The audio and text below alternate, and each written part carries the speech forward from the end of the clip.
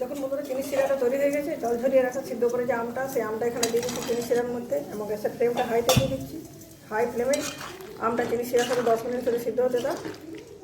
সেই সময়ের মধ্যে আমি এই যে ভেজে রাখার মশলাটা আছে এটা গুঁড়ো করে নিয়ে ফিরে আসছি।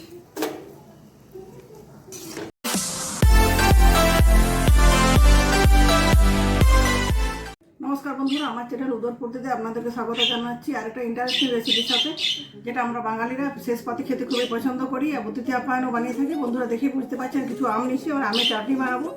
অনুষ্ঠান বাড়ির স্টাইলে আমের চাটনি বানাবো, যেটা আজ থেকে আসছে সকলে আঙুল কেটে খাবে। তো চলুন বন্ধুরা, আমগুলো আমি প্রথমে কেটে নিচ্ছি। আর তার আগে আমগুলো খুব ভালো মতো করে ধুয়ে নিচ্ছি। আমি বটির সাহায্যে কাটছি, আপনারা ছুরি দিয়েও কাটতে পারেন। এখন আমগুলো খুবই কচি আছে, বাজারে টাটকা আম পাওয়া যাচ্ছে। ভিতরের অংশটা ফেটে যে আপনি এভাবে লম্বাও রাখতে পারেন, আবার মাঝখান থেকে আবার দুটো টুকরো করে দিতে পারেন। আমি খোসা সহ আমি চাটনিটা বানাবো। এই আমগুলো খোসা সহ বানাতে খেতে খুব সুন্দর হয়। তখন ধরুন আমটা কাটার পর আমটা খুব ভালো মতো করে জল দিয়ে ধুয়ে নিয়েছি। এরপর আমটা গ্যাসের ওভেনে 1-1.5 মিনিট ধরে সিদ্ধ করে নেবো। দিয়ে দিচ্ছি 1 গ্লাসের মতো জল। সিদ্ধ করার সময় দিয়ে দিচ্ছি সামান্য একটু হলুদ আর পরিমাণ মতো লবণ। 1.5 মিনিটের মতো সিদ্ধ করবো, খুব বেশি সিদ্ধ করার প্রয়োজন নেই। সিদ্ধ হয়ে গেলে আমরা ঘিটে গেলে সেখানে চাটনিটা বানালে ভালো লাগবে না। আর এই চাটনির জন্য একটা স্পেশাল মশলা বানাবো। এই জন্য নিচ্ছি 2 চামচ পাঁচফোড়ন আর 2 চামচ গোটা মৌরি। এগুলো শুকনো খোলায় ড্রাই রোস্ট করে নিচ্ছি, তারপর গুঁড়ো করে নেবো। দেখুন বন্ধুরা, পাঁচফোড়নটা খুব ভালো মতো করে ড্রাই রোস্ট করা হয়ে গেছে। একটা বাটিতে ঢেলে নিচ্ছি, ঠান্ডা হয়ে যায়। ঠান্ডা হয়ে গেলে পরে পাউডার বানিয়ে নেবো। আর এই কড়াইতে চাটনির প্রচেষ্টা করবো, যেটা গরম কড়াইতে দিচ্ছি সরষের তেল। খুব বেশি সরষের তেল লাগবে না, বড় চামচের 1 চামচের মতো সরষের তেল ব্যবহার করছি। তেলটা যেহেতু গরম আছে, গরম তেলে দিয়ে দিচ্ছি 1 চামচ গোটা পাঁচফোড়ন।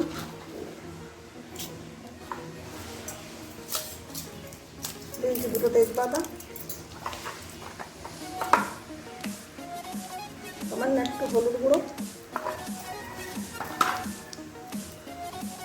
পাঁচফোড়নটা ভেজে নিচ্ছি যতক্ষণ খুব ভালো সুগন্ধ আসবে। সে সময় যাতে পাকা লঙ্কা আছে, পাকা লঙ্কাগুলো অ্যাড করে দিচ্ছি। এখানে দিয়ে দিচ্ছি লঙ্কাগুলো, দিয়ে দিচ্ছি কিছুটা পরিমাণ জল,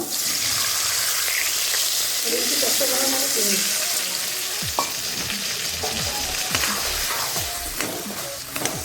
জলটার প্রয়োজন হয়, এই জলে চিনিটা দিয়ে যাবে। যেহেতু আমি 400 গ্রাম আম নিচ্ছি, চিনিটা 400 গ্রাম দিলাম। আমটা মাত্র বেশি টক দিলে বেশি চিনিটা আপনি যেভাবে খেতে পছন্দ করবেন সে অনুযায়ী অ্যাড করবেন। আমটা যদি মিষ্টি হয় চিনির পরিমাণটা কমে দেবেন। বন্ধুরা 1.5 মিনিট ধরে সিদ্ধ করে নিচ্ছি। এরপর গ্যাসের ফ্লেমটা অফ করে নিচ্ছি। দেখুন আমটা অনেকটা সিদ্ধ হয়ে গেছে, কালারটাও চেঞ্জ হয়ে গেছে। আর সেটা বেশি সিদ্ধ করবো না, আর আমটাকে ঢাকনিতে ছিটকে নিচ্ছি। আম সিদ্ধ করার পর যে জলটা থাকবে জলটা ফেলে দেবো। জলটা রান্নার কাজে কোনোভাবে ব্যবহার করা যাবে না। এই জলটা যদি ব্যবহার করা হয় চাটনির যে স্বাদ, যে স্বাদের জন্য আমরা চাটনি খেতে পছন্দ করি নষ্ট হয়ে যাবে। যতক্ষণ চিনিটা গুলে রসটা তৈরি হচ্ছে সেই সময় আম থেকে জলটা ঝরে যাবে। যখন বন্ধুরা চিনি শিরাটা তৈরি হয়ে গেছে, জল ঝরিয়ে রাখা সিদ্ধ করে যে আমটা, সেই আমটা এখানে দিয়ে দিচ্ছি চিনি শিরার মধ্যে এবং গ্যাসের ফ্লেমটা হাইতে দিয়ে দিচ্ছি। হাই ফ্লেমে আমটা চিনি শিরার সাথে 10 মিনিট ধরে সিদ্ধ হতে দাও। সেই সময়ের মধ্যে আমি যে ভেজে রাখা মশলাটা আছে এটা গুঁড়ো করে নিয়ে ফিরে আসছি। যখন বন্ধুরা 7-8 মিনিট ধরে চিনি শিরার সাথে আমগুলো ফুটিয়ে নেওয়ার পর চাটনিটা মোটামুটি রেডি হয়ে এসেছে। আর বেশি ঘন করার দরকার নেই, এটা ঠান্ডা হয়ে গেলে এমনিতেই ঘন হয়ে যাবে।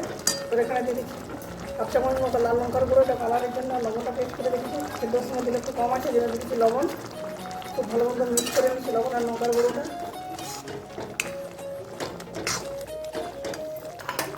এরপর দিচ্ছি ভাজা মশলা, এটা বানিয়েছি। 1 চামচ ভাজা মশলা দিচ্ছি, তারপর খুব ভালো মতো মিক্স করে নিচ্ছি ভাজা মশলাটা চাটনির সাথে। এটা গ্যাসের ফ্লেমটা অফ করে দিচ্ছি। এটা অন্য পাশে চাটনিটা ঢেলে নিচ্ছি। ঢেলে নেওয়ার পর ভাজা মশলা আর একটু দিয়ে ঢাকা দিয়ে রেখে দেবো, ভাজা মশলার গন্ধটা বাইরে না যায়।